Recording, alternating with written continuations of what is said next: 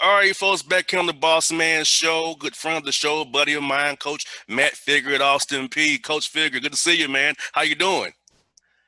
Man, I'm hanging in there. How about yourself, pal? Hey, Coach, it's been a heck of a 5 months, man. Being at home, much as I have, is strange for me. You know how I'm on the road, man. It's been weird for me. Yeah, I can only imagine because during the NBA season, you're city to city, town to town, man. You're always on the roll. You're the circus, man. Yeah, you got there right. I'll find something to come see you guys play on my off day on Thursday. So you know how that is, man. So yeah, being at home doing yard work, man, stuff I've never had to do in a long time, man. But I'm not used to it yet. All that time you spent on the road, you never thought you'd be relegated to a maintenance man. You got that right. You got that right, Coach. Now, for you guys, man, March 11th, which is my birthday, when everything went all straight down the drain, man. How did you and your staff kind of help the guys, man, relate, deal with this? I know you just had an OVCT tournament the week prior to that. So, how was that process for you guys, man? Well, I'll be honest. I'm not going to sit here and lie and tell you that it was a bed of roses or anything. We had just so much unknown and confusion. Um, the first 3 weeks was pretty hard. Um, with just our team had lost in the semifinals, and we had spring break, and the NCAA tournament wasn't supposed to happen for another 10 days or so. So I let our kids go home for spring break, knowing that there was some possibilities of postseason invitations out there for us, and then everything started shutting down. I was actually in Atlanta recruiting on that Tuesday when everything started going haywire, Mm-hmm. and it just went from there. And so it every morning you woke up, it's a new game plan, and that's kind of what this pandemic has brought on to us, is that there's no written playbook for what to do next.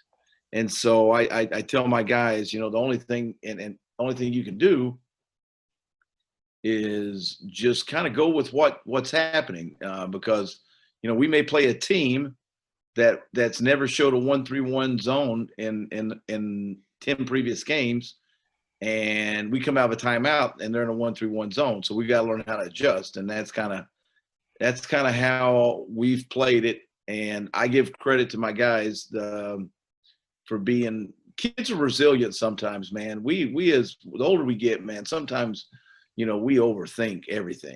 Most definitely. Positive or negative, we overthink it. And I have found that these guys are just wanting to hoop, man. That they want to play. And so um, you know, without basketball, a lot of these young men, their identities right now have been taken from them, and so they're trying to figure out who they are. And the best way they can figure out who they are is by playing basketball. So they've been really eager to get back on the court.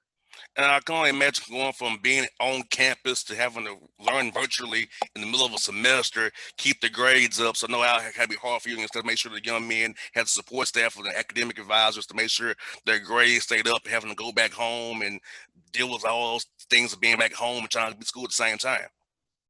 Well, this is where again I've got great kids, and Katie Etheridge, who is in charge of our academics. She is terrific, and we ended up having a 3.554 team GPA at the end of the semester. Great. So, that's something to, even in hard times, we were able to persevere through things and record a team GPA like that. Means to tell you how committed these kids are to being not only athletes but student athletes. Most definitely. And one thing I watched your team all year come to the games, your guys were together. Even guys wasn't playing, they were together. So dealing with this pandemic, dealing with the changes, your team is used to adversity from what I could tell from being around them a little. I was around them. So I can see why your guys would persevere and get that high GPA, even though they've put in a bad situation they couldn't have had no control over. Yeah, I think everyone around us, we've tried to establish a culture of caring for one another, and I think when you have caring, and I think you can overcome when people truly care about each other. That even the toughest times, as long as you're together, you can overcome anything, and it may be hard. I always tell my guys this. As David was walking through the valley, it doesn't mean he was staying through in the valley. Hmm. The Bible quote says, though I walk through the shadow of the valley of death, he says he's walking through it. He's not in it. He's not staying in it. So, I kind of try to use that with our guys. There's a lot of valleys we're going to walk through. Let's just not get stuck in the valley. You got that right. And I think this will help these young men for life, coach, because 2020 has been a weird year. It's August now. It's like it's August. It's like it's been longer than August already. But these young men, for this allows to be able to say 2020, I got through the hardest year probably of my life I'm gonna deal with for a long time in my life. So these young men this year, while it's bad on his face, but they'll grow from this down the road, in my opinion, coach. No, no question. And here's one thing, Jr. That people don't that we don't realize is, um, and that's because social media and more media coverage and things have made things to be really traumatic, which they are. I mean, we're in a time of pandemics and divisiveness and things like that. But if you go through the history books and you look through history, it happens about every decade. Something happens, um, you know, whether it be in the 60s, 70s, 80s, 90s, whatever. There's something that happens that changes the world. Most definitely. And and I'm hoping and I pray that this what we're going through right now changes the world again. And every time that there's been change, it's been for the good. Change in the 60s brought some better things in the 70s. Change in the 70s brought better things in the 80s, and so forth and so on. And I'm hoping that we learn from what's going on here, and you know, and humanity, and we get back just to being people who love one another. And I think this pandemic has brought families together and things like that. And probably on the flip side, it probably made a couple of people realize that they had to go into the transfer portal and get away from one another too. So I think I've lived both, coach, already. I've lived both. Like you said, like I said earlier, I haven't been home this much ever since I've been in the media, 8 years. Being home this much to me has been weird, but it's allowed me, like you said, to reevaluate my life, reevaluate things I'm doing in my life, but spend time with my godfather, who's in his 70s, so I haven't spent time with him forever, my uncle. So it's been good in that sense, and also getting a chance for me to get back and, reevaluate how to do the radio show and how to help people in here in Atlanta, because the city is hurting here in Atlanta. A lot of the Hawks, a lot of people had jobs working at the arena, don't have jobs right now, so trying to help those find jobs. So I think it's been good for me to actually help the community more than just be a voice. Not actually be actively, now I can't do it out in public per se, but feel my strings I have, my attachments, I can help people out in that way. yeah, no, you have a voice yourself. People listen to you, and so you're able to help influence people, and you also can be a person that may help someone that you don't even know you're helping them in their time of need just by your words. So you have a great platform, and I know you handle it with class, and so you bring everybody together through basketball, but also through camaraderie and your true caring for people, not ever, you're a guy that's not ever been a stranger to anyone. So You got that um, right. Always that's a accessible. great gift to have. Always accessible. I give listeners my phone number. They can have my Yeah. number to call me whenever, which many hosts don't do that. You can call me whenever. I'll get back to you when I can, but I will call you back eventually and text you back when I can. So I've always felt like, hey, that's the way we got to do it, because the Lord's blessed me with a platform. 33 years old, with 1.1 listeners in Atlanta, from Chattanooga to Macon. I have to use my voice for good. and speak Yeah. truth to power That's it. and help people help people. That's a great thing you're doing right now. You can help, you know, educate and bring people together to listen to your show. Most definitely. And coach, for your young men, I know when they was away from you, you probably weren't worrying about their shape and getting the hoops. Somebody now to have hoops to get to when everything shut down. So now that they're back on campus, how have you been trying to catch those guys up on strength and conditioning wise and getting their basketball legs back under them? Very slowly, um, very slowly. The thing I don't want to do right now is overload them. I don't want to, I don't want to bring on an unnecessary injury because there's still uncertainty of if and when we play. I'm very transparent with my players about that.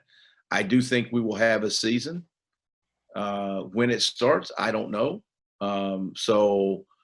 Right now, we're just trying to get the old phrase getting their sea legs out of them and try to get them back into some on the court shape. And so my job right now is just to, kind of baby feed them and teach them how to crawl before they walk again. So I do have some kids that redshirted from injuries and stuff last year, and so my whole thing is I don't want to get them hurt again. So we're trying to take it as slow as we can. Watch film, work on some individuals, um, keep them at low risk.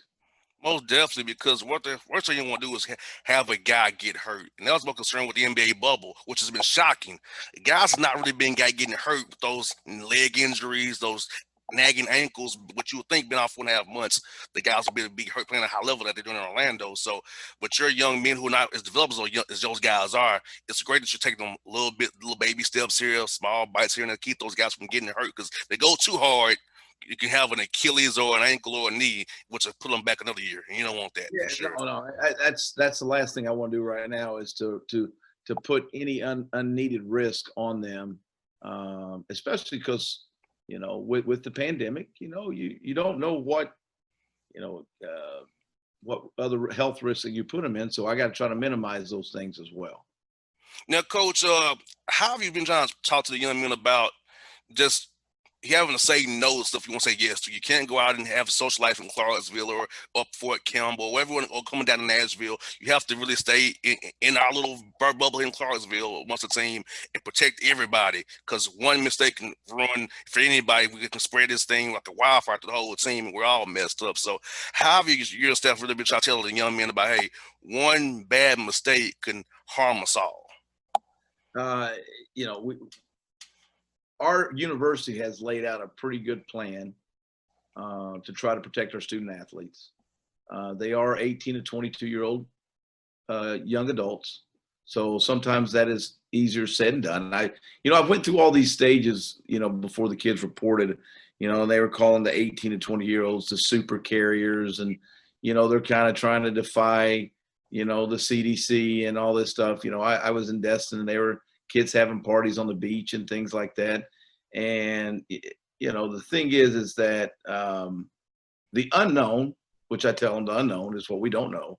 We don't know what is going to be the future of this virus. We don't know the effects of it. So let's control everything we can control.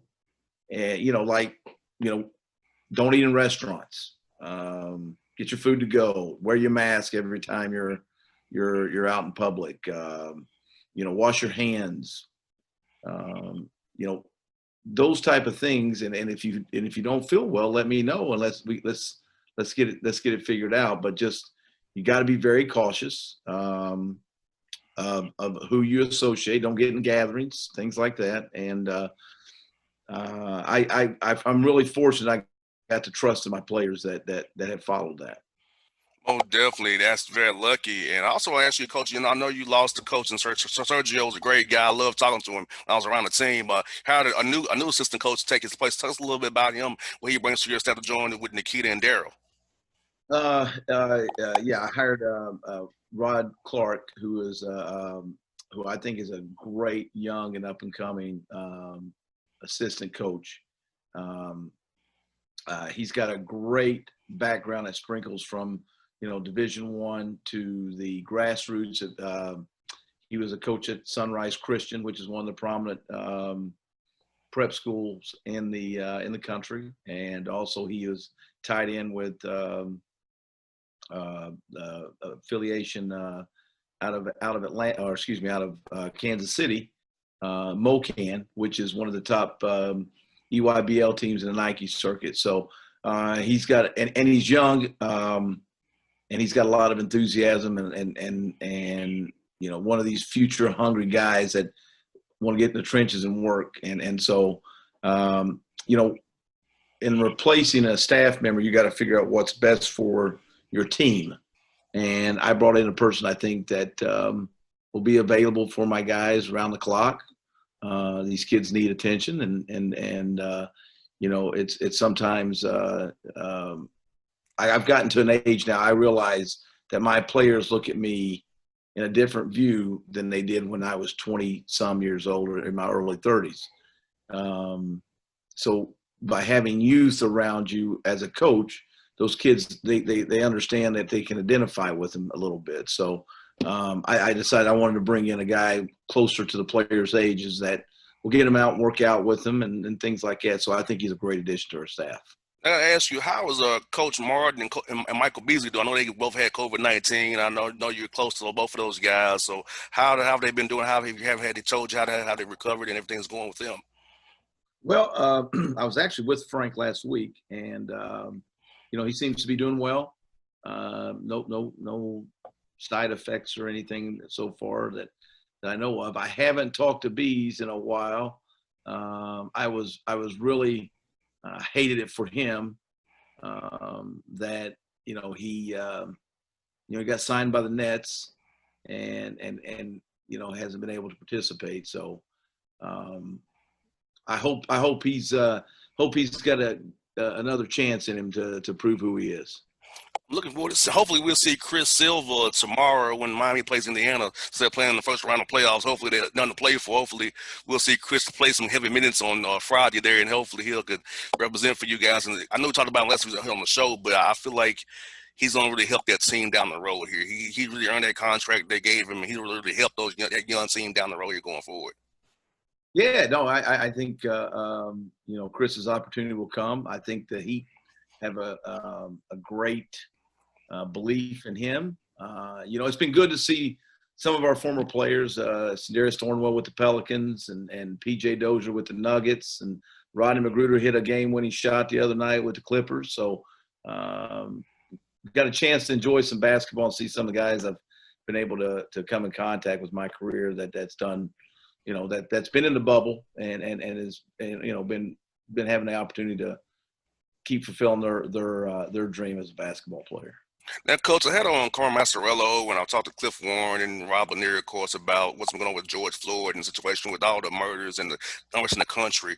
How have you handled that with your team? Because I know a lot of young men don't understand fully what's going on. They've seen a lot of the videos. They don't really delve into politics and all that kind of stuff. But how have you and your staff trying to teach the young men about how they can move forward together as one and come together, and that we're building as a country, and that not everybody's bad, that there are some bad apples out here, but we all come together and be as one and fight together for equality for all? Well, just through education, after the George Floyd tragic incident, there was riots around the country. And I decided to bring a friend of mine who is the commander of the City of Miami Police Department, chief commander, and he does some stuff with the Miami Heat. And he has a slogan, bringing communities together one dribble at a time. And he was a former Division I basketball player, and he's also an officer of the law.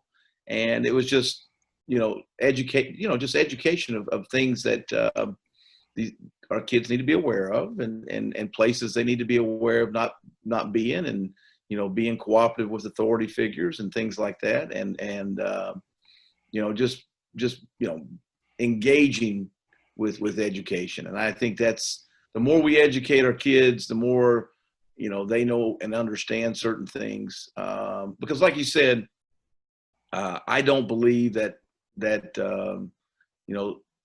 people are bad. There are, as we are as a race, there's not bad lawyers or bad, politicians or whatever. There as a whole, there's a few bad apples in everything you do, just as in coaching. I mean, I think coaches are great mentors, but there are a few people in the coaching profession that, that have issues, and it's every walk of life. And so Definitely. all you can do is educate, man, and hope these guys, when decision times are made for them, that they make proper decisions to education, and that's all I try to preach to my guys. And they're lucky to have you because you're a measured man. You're a measured man of character and principle and a faith. So lucky to have a coach like you who has the rational way to talk to these issues and help them out, because some coaches don't have the wherewithal to do it, and you can, which I admire you for, because your guys are in good hands with you for sure. I appreciate that. I feel like that life experiences, I'll say this, and I may take some slack for it, but I can identify with a lot of my players, because I think sometimes people make a big deal of race, and it's a very sensitive thing. But I think people have more in common with one another from backgrounds. Most definitely. How you were raised, and where you came from, and how your home life was, and I think that's more bonding than anything else. And so I feel like I grew up like a lot of these young men did, and that's something for me and them to share, that we share together. But I feel like I have a closeness and a bond, because I know, although I'm not African American, never been, I understand what it's like to grow up in situations that are hard as a child, and so I feel like I can identify with those guys, and they believe that, and that's where we have our trust and bond. No, you're right, coach, and I'll say this on the air too, that many blacks and whites have the similar experiences. We just have different skin colors, which shouldn't be an issue, but it is in this country still to this.